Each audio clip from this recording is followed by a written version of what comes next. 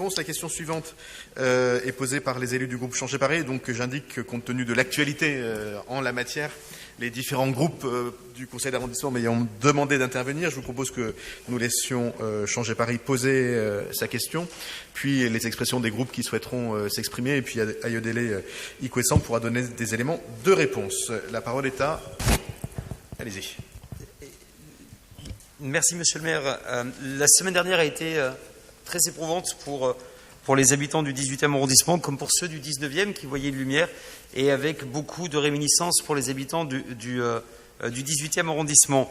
Aujourd'hui, la situation dans le nord-est parisien, plus récemment, le problème qui concerne le crack et qui était auparavant localisé précisément, s'est répandu plus largement dans le 10e, 18, 19e, et les habitants du 12e arrondissement ont tout d'un coup, subitement, dans des termes un petit peu déplorables, failli être concernés par ces déplacements de toxicomanes du côté de Bercy.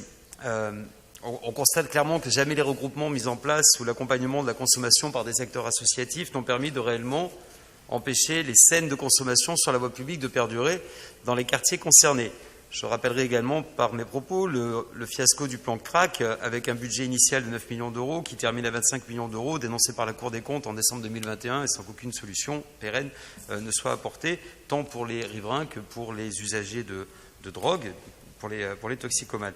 Je vais rappeler ici les propositions d'une façon très claire parce que ça a son importance dans mes propos aujourd'hui puisqu'il y a des variations dans la majorité que nous observons avec un intérêt très très vif et je vous les détaillerai par le menu. Nous demandons la création d'un lieu de prise en charge globale des toxicomanes, prise en charge médicale, sociale, psychologique, psychiatrique.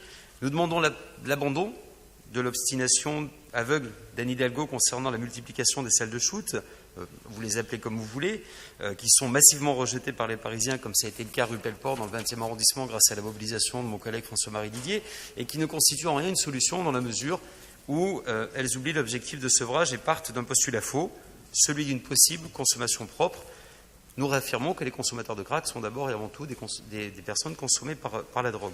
Je rappelle l'élément fondamental de toute la réflexion que nous menons. Il n'existe pas de produit de substitution au crack. Nous souhaitons des injonctions de soins pour les plus dépendants d'entre eux. Nous souhaitons la mise en place d'une politique de répression sévère à l'encontre des dealers, et notamment ceux en situation régulière. Et nous demandons instamment l'arrêt des déplacements des toxicomanes dans Paris et l'éloignement des lieux de concentration des quartiers résidentiels. Les propositions d'Anne Hidalgo, et pour le 18e arrondissement, ça a une importance, sont majeures, parce que c'est un tournant qui pourrait être pris, et le 18e arrondissement est concerné au premier chef. On s'est vu opposer un refus permanent de la part de la majorité municipale et d'Anne Hidalgo en chef, qui a préféré s'entêter à défendre son projet de multiplication de salles de shoot, et s'entendre avec Olivier Véran, dans le cadre du PLFSS 2022, pour permettre l'évolution des Carudes et des Xapa en véritable salle de shoot. Ma question portait précisément sur les travaux qui sont menés actuellement au Carudes, rue Custine, et je souhaiterais avoir tous les éclaircissements possibles. L'entêtement a conduit à l'inaction. Malgré l'urgence à laquelle nous sommes confrontés, rien n'a été fait depuis le début de cette mandature. Alors, le préfet, on peut lui reprocher beaucoup de choses. Vous le faites souvent, fréquemment, allant jusqu'à appeler à sa démission, ce qui est totalement absurde par ailleurs, puisque c'est quelqu'un qui est nommé. Nous nous rendons compte que ce sont les Parisiens qui sont otages de cette désorganisation, et les toxicomanes aussi, que l'on n'aide pas. Maintenant, je vais pointer du doigt, de manière très, très rapide, les revirements de la majorité municipale. Et là, il va falloir que vous répondiez tous, toutes, de vos contradictions face aux Parisiens.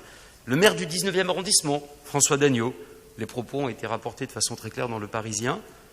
On n'a pas besoin de salles où les gens vont se détruire. Monsieur Dagneau, maire du 19e, étiquette Paris en commun, je crois, socialiste. Et qu'il ne veut pas se situer dans une telle logique d'accompagnement. Soit les élus du 18e, puisque nous sommes au conseil d'arrondissement du 18e, se lèvent et disent « mais monsieur Dagneau est devenu complètement fou, ne reconnaît plus le programme sur lequel il a été élu, et nous ne sommes pas d'accord avec lui, ce qui est tout à fait possible. » Mais le maire du 13e arrondissement, Jérôme Coumet, va dans le même sens. Les élus de tous bords, dit-il, se sont penchés sur le problème, il en parle le 26 janvier 2022, estimant que sans solution sanitaire, sans action pour essayer de sortir de la drogue les craqueurs, point de salut. Et il le dit, soignons-les. Non, monsieur le maire, vous tenez des propos différents. Enfin, pour le moins, monsieur le maire, vous ne tenez pas de propos, ce qui au moins vous met à l'abri de contradictions, je vous le concède. Et enfin, le premier adjoint en chef, monsieur Emmanuel Grégoire, qui a défendu, le 25 janvier 2022, une prise en charge pérenne dans des structures hospitalières pour les consommateurs de crack. Donc, je vous dis bien que toutes ces contradictions qui s'afficheront dès la semaine prochaine au Conseil de Paris, nous commençons à les afficher ici. Le 18e arrondissement est particulièrement concerné avec le nombre de CARUD et de XAPA que nous avons sur notre territoire. Et je souhaite que vous puissiez affirmer, contrairement à la réponse qui m'a été faite par Mme Hidalgo quand je l'ai interrogée par écrit et dont je divulguerai les informations, puisque ça doit être public, je souhaite qu'ici vous affirmiez clairement que les CARUD et les XAPA ne seront pas des salles de consommation de crack, eu égard à tout ce que nous venons de dire. J'ai déjà été trop long, je sais que beaucoup de personnes souhaitent s'exprimer. Je regrette la connivence entre Anne Hidalgo et Emmanuel Macron et La République En Marche aujourd'hui. Et ce qui a été autorisé dans le cadre du projet de loi de finances de la sécurité sociale, je pense que tout le monde est assez agile politiquement et cynique politiquement pour que ça ne se fasse pas avant la présidentielle. Mais par contre, après, cela risquerait de se faire avec des décrets d'application pour ces CARUD et ces XAPA ou ces HAS, comme vous voulez, transformés en salles de crack. Nous y serons toujours fermement opposés et nous souhaitons les clarifications les plus simples sur ces questions-là. Je vous remercie. Merci, j'aurai l'occasion de m'exprimer comme je l'ai souvent fait sur le crack. Alors c'est vrai qu'en général, j'évite plutôt de le faire sur les réseaux sociaux. Parce que si vous imaginez que Twitter est le lieu d'expression sur des sujets aussi complexes que le crack, c'est vrai que vous m'y verrez relativement peu. Mais j'ai eu l'occasion de m'exprimer à de maintes reprises au conseil d'arrondissement, qui est quand même un lieu d'expression démocratique centrale. J'ai eu de temps en temps l'occasion de m'exprimer dans la presse sur ce sujet. Je pense qu'il y a assez peu d'élus parisiens qui ont eu aussi souvent l'occasion que moi de m'exprimer sur ce sujet depuis aussi longtemps. Et en la matière, je crois pouvoir affirmer, et je le fais puisqu'il s'agit de mes propres propos, que je n'ai jamais varié de position, jamais, quelles que soient les actualités. D'une part parce que je trouve ridicule de varier ces positions en fonction de la pression de l'actualité. Le sujet du crack, c'est un sujet qui date depuis la fin des années 80, hein, donc tous ceux qui s'excitent et qui sautent sur leur chaise du matin au soir sur ce sujet pour en faire des polémiques politiciennes, ce que fait en permanence la droite de Madame Dati, se trompe de combat. S'il y a bien un sujet sur lequel la polémique politique n'a aucun sens, c'est bien celui-là.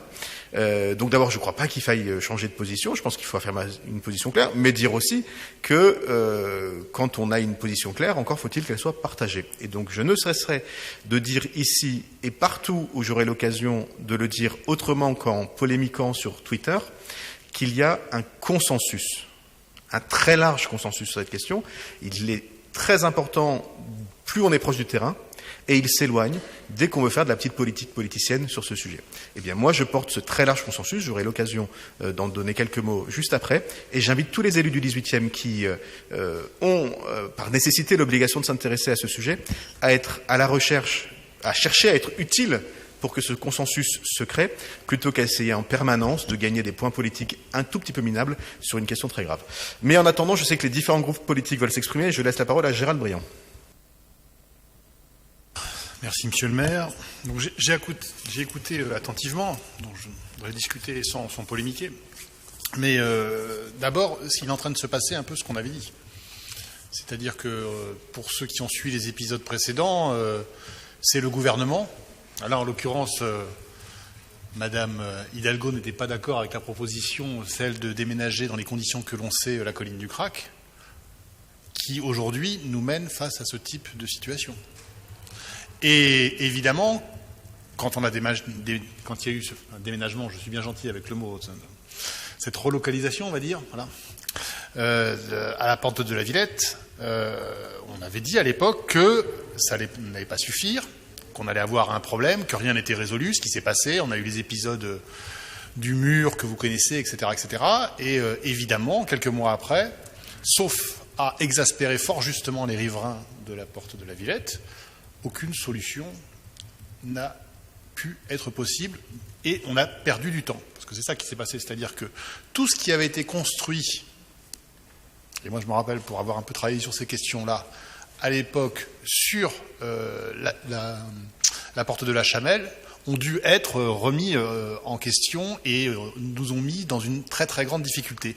Et en fait, on a accumulé des retards, et comme en matière de toxicomanie, les choses sont beaucoup plus compliquées, mais vraiment beaucoup plus compliquées, du coup, on est aujourd'hui dans une situation qui est encore pire qu'avant. Alors, bon, c'est très intéressant de dire j'avais raison, mais bon, voilà, ça ne sert pas à grand-chose. Par contre, ce qui est intéressant, c'est qu'on ait la discussion sur les propositions. En l'occurrence, moi, je vous ai bien écouté, et vous en faites des propositions. Donc, je suis attentif. Vous dites d'abord, il faut un lieu global. C'est pas vrai, ça marche pas. On ne pourra pas mettre les 250, 300 dans un même endroit pour travailler. Ça n'existe pas. Vous m'avez parlé un lieu global, donc je ne sais pas. Vous n'avez pas dit ça, mais on pourra voir sur la vidéo, mais moi je suis assez attentif, et je sais, bon, c'est pas grave. Donc une prise en charge globale. Alors là, évidemment, tout le monde est d'accord, parce qu'on est tous d'accord, donc je retire, manifestement, on est tous d'accord sur une prise en charge globale, formidable, on va gagner du temps. Ensuite, abandon de salle de shoot, que vous appelez, non, salle de consommation, etc. Je serais, des expériences, parce que toujours pareil, on peut avoir une forme idéologique de dire, voilà, j'en veux pas parce que. Ce qui est intéressant, c'est de voir ce qui se passe dans différents pays et dans différents endroits. Et ces salles de consommation à moindre risque, que je préfère les appeler, sont plutôt un acquis. Et sont plutôt aussi vécues par les habitants dans des quartiers qui ont connu les deux situations précédentes, avant et sans, et qui, au final, sont plutôt acceptées si elles sont bien conçues. C'est-à-dire que si, par exemple, on fait un truc gigantesque où on fait 300, 400 personnes par jour qui viennent dans un endroit, non, ça ne se gère pas. Par contre, si on commence un peu à travailler des choses de façon un peu plus fine, c'est bien. Ensuite, vous parlez d'injonction de soins. C'est compliqué aussi. C'est compliqué, l'injonction de soins. Ça a été tenté, ça ne marche pas. Ça ne marche pas. Je vous invite à lire la littérature médicale, etc. Et vous verrez que ça pose des problèmes. Donc du coup, quand on regarde un peu sur les propositions, vous faites des propositions qui n'en sont pas. C'est-à-dire qui d'une certaine manière, ne reposent pas. Et pourquoi on est devant cette difficulté? Mais cette difficulté, elle est celle de tout le monde. C'est-à-dire qu'en matière justement de traitement des questions de polytoxicomanie ou de toxicomanie sur des produits, etc., il n'y a pas grand-chose. C'est pas dire il n'y a pas grand-chose à faire, mais c'est extrêmement difficile, c'est extrêmement long et c'est extrêmement compliqué. Quand les gens sont détruits, parce que c'est ce que ça fait, le crack, ça détruit des gens, c'est très très compliqué et il faut une espèce de dentelle, je dirais, d'un suivi à la fois médical, social et tout, qui est très difficile à faire. Donc, juste pour dire que en la matière, comme c'est un sujet très compliqué, moi, c'est pas un sujet, je pense, qui mérite vraiment de polémiquer là-dessus, mais je dirais qui appelle à beaucoup de sang-froid. Enfin, sur la discussion de dire, regardez, vous êtes divisés parce que le maire du 13e ou le maire de 19e ne souhaite pas accueillir un campement de crack, oui, tous les élus que je connaisse, alors moi je ne connais pas un élu qui dit « Ah oui, moi je voudrais bien accueillir un campement de crack ». Ça n'existe pas. Enfin, je ne sais pas, peut-être chez vous, on est intéressé, faites-le savoir que chez vous, il y a des gens qui s'intéressent, mais alors moi, j'en connais pas. Et c'est normal. Et c'est normal. Parce que c'est vraiment très, très compliqué à gérer. Alors, voilà. Donc, juste quelques petites remarques pour nous aider au débat. Merci beaucoup. Pierre-Yves Bournazel, puis Léa Balage-Elmariki. Merci, Monsieur le maire. Nous avons de manière régulière ce débat. Je crains que nous l'ayons encore pendant de nombreux mois, voire de nombreuses années, parce que c'est un sujet qui vient de loin. Les plus anciens, je n'en fais pas partie, mais nous racontent que dans les années 80, il y avait de la drogue, beaucoup de drogue, et que les choses se passaient dans les cages d'escalier des immeubles, dans les halls d'immeubles, et que la situation était difficile, voire pire que celle que nous subissons aujourd'hui. Pour autant, la situation n'est pas acceptable. Elle ne l'est pas pour ces personnes qui sont vulnérables, malades, dépendantes de la drogue, et souvent potentiellement dangereuses pour les riverains qui attendent légitimement de la sécurité et de la tranquillité dans leur quartier et en bas de chez eux. Gouverner, c'est choisir entre deux inconvénients, disait Waldeck-Rousseau, et je crois qu'on est au cœur de cette difficulté. C'est-à-dire qu'il faut des politiques structurelles qui demandent beaucoup de courage, un sens de la co-construction aussi entre les différents partenaires, l'État, les collectivités, mais aussi les associations le monde médical pour arriver à construire une politique publique solide, loin de la culture des yakas et des faucons. Ça nécessite d'aborder cette question avec beaucoup de sens de l'intérêt général, probablement beaucoup de nuances et de sens de la mesure, et aussi beaucoup d'humanité et d'humilité.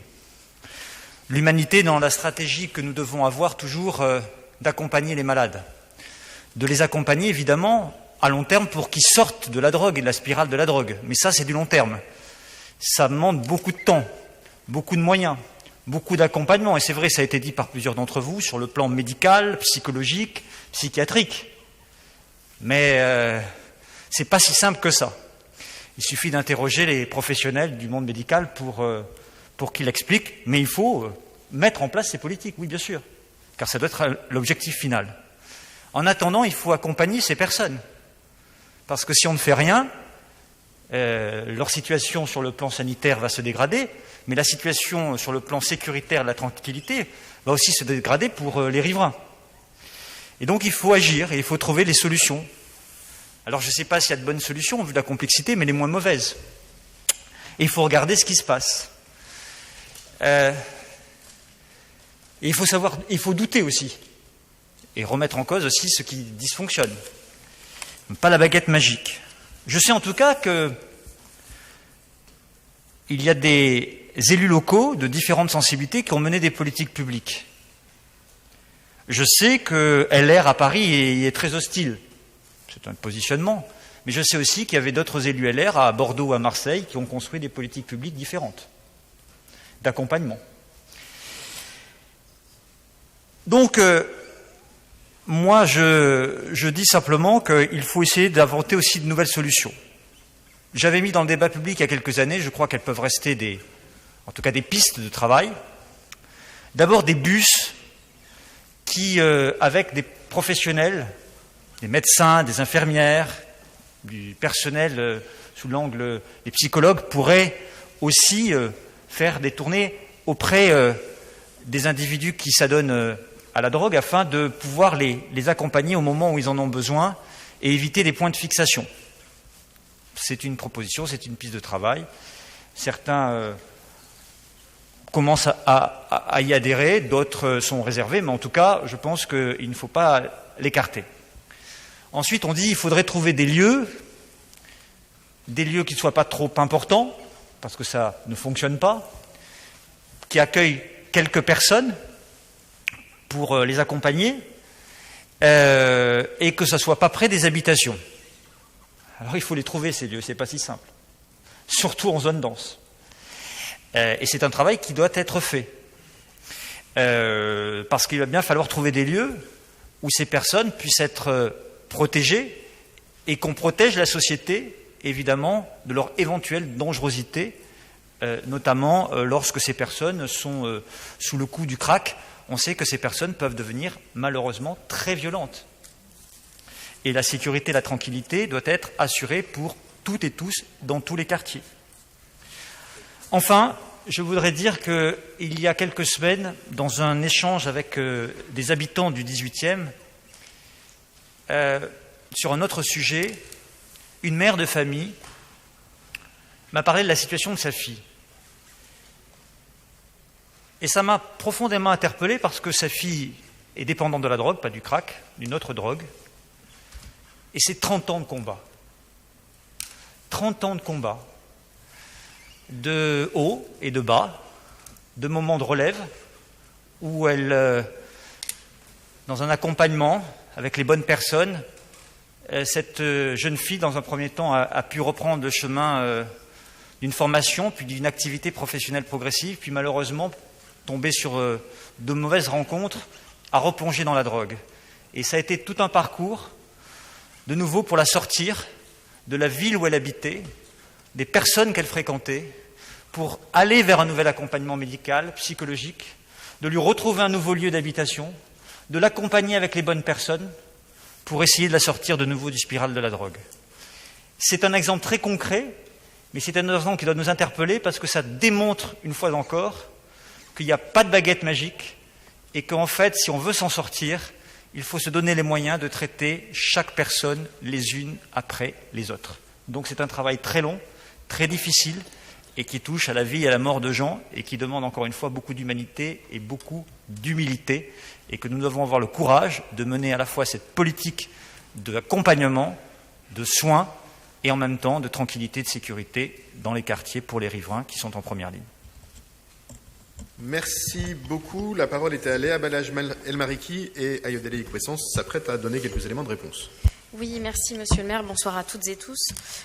Concernant la question qui vient d'être posée, Monsieur Granier, alors c'était une série de la palissade, mais là c'est peut-être une habitude parce qu'en réalité, ce sujet, le sujet du crack et le sujet de l'accompagnement des personnes qui sont vulnérables vis-à-vis de cette drogue est un sujet beaucoup trop sérieux pour être laissé à des personnes qui veulent en faire un sujet politique. Là, on parle de vie et de mort. Je crois que c'était bien cela dont il s'agit. On parle de vie et de mort de personnes, d'individus qui ont le droit à une dignité et qui ont le droit également à être traités avec humanité. Et alors, l'humanité et l'humilité, il n'y en avait pas de la part du gouvernement lorsque le gouvernement a décidé seul de déplacer des personnes selon leur bon vouloir et leur absence de connaissance du territoire. Et donc là, Monsieur Bournazel, si nous pourrions vous demander de déposer une question écrite ou orale au gouvernement, puisque vous en faites partie, en tout cas vous faites partie de cette majorité, pour demander pourquoi est-ce qu'ils prennent ce genre d'action. Et ce n'est pas la première fois que le gouvernement fait sans les élus de terrain, sans les associations, et également sans les habitantes et les habitants. Et alors concernant le sujet qui nous préoccupe, c'est-à-dire d'accompagner avec dignité, humilité, et avec les moyens nécessaires, les personnes qui sont victimes, il s'agit bien d'un sujet de santé publique. D'abord, les usagères et les usagers de drogue qui sont actuellement en grande souffrance, mais aussi éviter que d'autres personnes ne puissent tomber dans cette addiction. Et donc là, les salles de consommation à moindre risque sont aussi d'une grande utilité pour mailler le territoire de lieux qui permettent cet accompagnement personnalisé et aussi d'éviter de tomber dans d'autres drogues qui pourraient enclencher un cercle infernal, puisqu'on en parle souvent et ça a été aussi évoqué dans toutes nos interventions.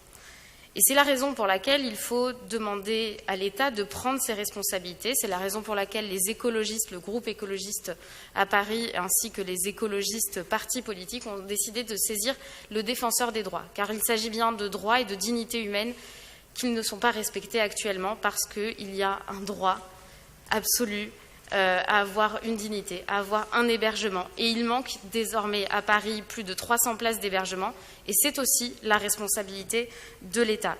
Et ces hébergements permettent de construire le parcours très personnalisé, très humain et très en lien aussi avec le destin et les vies cabossées que connaissent ces usagers de drogue. Et nous avons besoin de ces 300, 400 hébergements à Paris pour permettre une prise en compte personnalisée, une prise en charge totale de leur addiction. Je vous remercie. Merci, Ayodele Ikwessens. Merci. Je vais pas répéter tout ce qui a été dit. Je pense que ce qui est important de souligner, c'est que personne n'a de solution magique. Je pense qu'on l'a dit depuis tout à l'heure. Effectivement, et nous, on s'est prononcé à plusieurs reprises pour dire que la solution, elle est globale. Donc, je suis ravie de voir que Monsieur Granier, vous êtes d'accord avec nous sur le fait qu'il y a effectivement une solution qui nécessite qu'on ait des espaces de repos, qu'on ait des lieux d'hébergement, qu'on ait des CARUD, qu'on ait aussi une solution globale. Moi, je vous dis comment est-ce qu'on voit les choses. C'est-à-dire qu'aujourd'hui, la baguette magique n'existe. Moi, en tout cas, je vous dis ce qu'on pense. On pense qu'il faut une solution globale et que, en fait, clairement, vous, quand vous arrivez en nous disant que vous avez une solution et qu'il faut l'appliquer parce qu'elle répondrait aux problématiques qui sont là depuis plus de 30 ans, clairement, ce n'est pas vrai. Et je rejoins ce qui a été dit sur l'humilité. C'est un problème qu'on a depuis plus de 30 ans et la solution magique, personne ne l'a. On essaye tous autour de la table, je pense, d'y réfléchir parce que effectivement, on a des usagers de drogue qui sont dans la rue, qui sont dans une précarité extrême extrêmes et on a des riverains aussi qui doivent du coup vivre avec avec des nuisances et qui sont aussi dans des situations compliquées. Donc pour tout ça, nous en tout cas, ce qu'on peut dire, c'est qu'on y travaille. Il n'y a pas de solution magique, il n'y a pas de, comme le disait Gérald, je pense que personne ne veut un lieu forcément en bas de chez soi et regrouper tout le monde. Par contre, on est conscient que la solution, il faut qu'elle soit multiple. Il faut qu'il y ait une prise en charge à l'échelle de la ville, à l'échelle de la métropole, avec aussi des hébergements, un accompagnement social. Monsieur Bournazel parlait d'un bus. Il y a des réflexions aussi à l'échelle de la ville pour qu'il y ait des bus, notamment aussi, avec des médecins, des infirmières, des psychologues. Il y a un vrai volet de santé mentale qui est très important. Sur les dispositifs, aujourd'hui, nous, dans le 18e, on a un certain nombre de structures de réduction des risques. Vous parliez du CARUT de la rue Custine. Donc le local va être transformé en fait en centre médical destiné à la santé des femmes. Donc effectivement, on est aussi en recherche d'un nouveau local entre le 18e et le 19e pour remplacer la coordination toxicomanie. Mais je suis ravie de savoir que vous trouvez qu'il n'y en a pas assez et il faut peut-être qu'on accentue ce travail-là. Mais je pense qu'il faut qu'on soit vraiment tous autour de la table assez humbles sur le fait que on n'a pas trouvé jusqu'à présent de solution. C'est pas qu'on n'en veut pas des solutions, c'est juste que c'est compliqué. Mais je pense que les gens le font en sorte, mais vous non plus d'ailleurs. Et donc je pense qu'il faut continuer à travailler avec l'ensemble des acteurs, avec des associations, et qu'à terme on devrait y arriver. Mais en tout cas, je pense que on ne se cache pas. En tout cas, le maire a toujours pris la parole sur ces sujets. On a pris la parole. Moi, depuis que je suis élue, je pense que je vous ai répondu un certain nombre de fois sur ces sujets, pardon. Et donc on va poursuivre cette réflexion sur cette solution globale, à la fois à l'échelle de la ville et à l'échelle de la métropole. Voilà, je vous remercie. Merci beaucoup. Donc les questions orales autorisent un droit de réplique. Donc je vais laisser la parole à Rudolf Granier s'il le souhaite. Non, monsieur le maire, de façon très courte, je regrette que les solutions qui sont pourtant exposées clairement avec la certaine constance ne trouvent pas un écho favorable. Voilà, simplement, je pense qu'à un moment, je trouve que beaucoup de monde se dédouane de ses propres responsabilités et qu'en tant qu'acteur public et politique, vous contribuez quand même à donner une image dévastatrice des hommes et des femmes politiques que nous sommes, puisque la décision est là, nous avons le pouvoir de faire, plutôt vous d'ailleurs, ou que ce soit la majorité gouvernementale, un peu moins les Républicains, mais d'être fermé à ce niveau-là et de parfois travestir mes propos ou nos propositions pour tenter de les discréditer, c'est dommage. C'est dans l'air du temps, vous contribuez aussi à ça, je le réprouve. Maintenant, notez la constance avec laquelle nos solutions sont sur la table, elles ne changent pas, elles ne varient pas. Souhaitons qu'un jour vous puissiez y venir, je ne manquerai pas de vous le rappeler. Merci. Merci, on va passer à la question suivante, mais un mot quand même peut-être pour conclure cette phase du débat. D'abord pour redire, parce que puisque vous le répétez, je vais le répéter aussi, que personne autour de cette table, évidemment pas moi ni aucun des membres de la majorité municipale dans le 18e, ne se dédouane sur ces questions. Même si c'est vrai que la situation dans le 18e, par rapport à ce qu'elle était il y a un an par exemple, ou il y a 6 mois, est bien différente. Mais nous ne faisons pas partie de ceux qui considéreront qu'au motif que le problème a été replacé ailleurs, il ne nous concernerait plus. Première différence avec d'autres propositions. C'est pas parce que le 18e est moins concerné que le 18e n'est plus concerné. Deuxième élément, je veux le redire, je ne considère pas que vous ayez dans vos propos proposé de solution. Parce que quand on dit volontairement quelque chose dont on sait absolument qu'elle n'est pas réaliste ou pas réalisable, c'est pas faire une solution.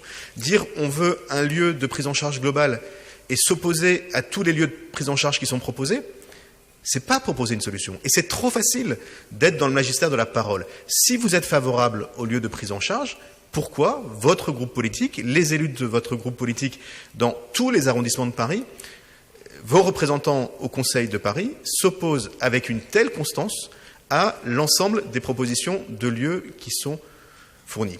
Mais moi, je sais pourquoi. Parce que Rachida Dati, elle l'a dit clairement.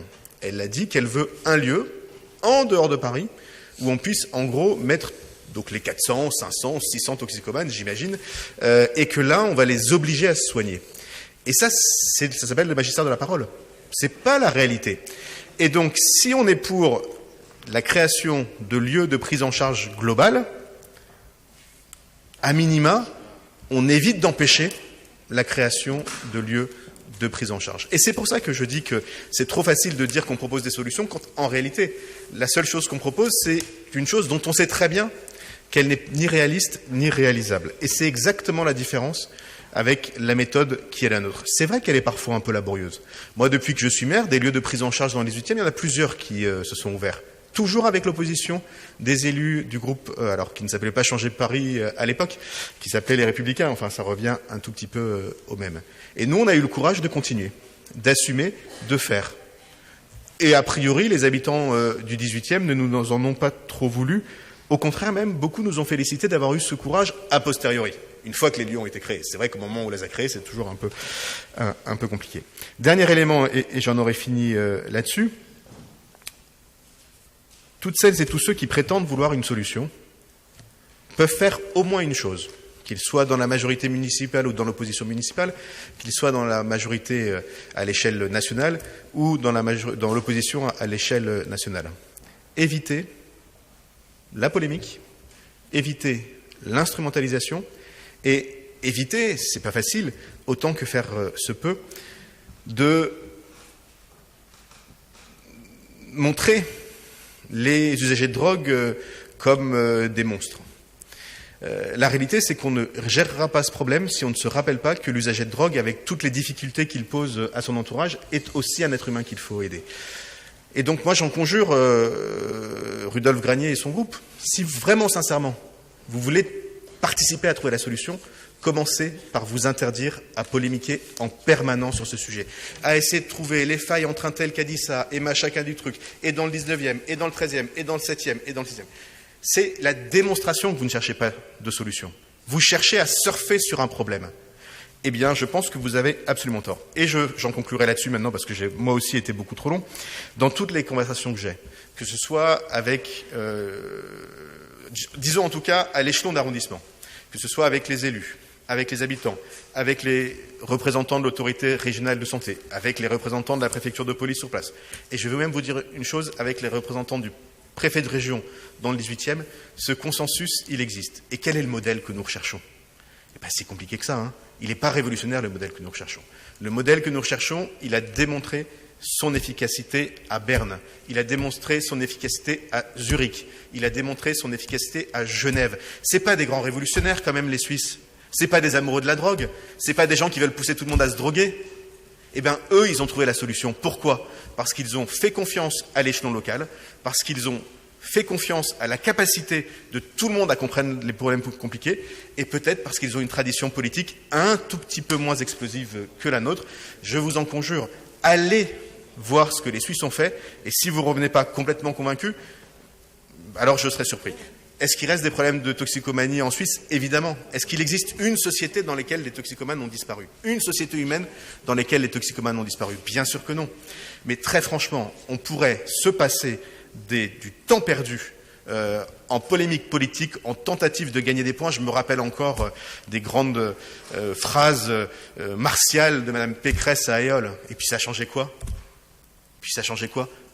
À part rendre encore plus difficile le fait de trouver des solutions, rien du tout. Donc, soit vous voulez contribuer, comme vous le prétendez, à trouver des solutions et accompagnez-nous, et peut-être que finalement, la décision un tout petit peu absurde du préfet de police aura eu un mérite, celle de remettre tout le monde autour de la table. La réunion aura lieu demain. Soit vous ne le souhaitez pas, alors ayez au moins la courtoisie de ne pas le prétendre. Parce que finalement, au bout du bout, ce qui compte, c'est les habitants du 18e, les habitants du 19e, les habitants de Pantin, les habitants d'Aubervilliers, et pourquoi pas les habitants de Valenton et du 12e. Et si on pense d'abord à eux, eh bien, je pense qu'on agit un tout petit peu comme nous. Et en tout cas, moi, mon équipe, et je pense pouvoir parler au nom de la majorité, on va continuer à travailler pour de vrai sur ce sujet. C'est vrai qu'on va peut-être éviter les grandes déclarations martiales, mais sûrement qu'on aura de meilleurs résultats sur celui-ci, comme sur les autres.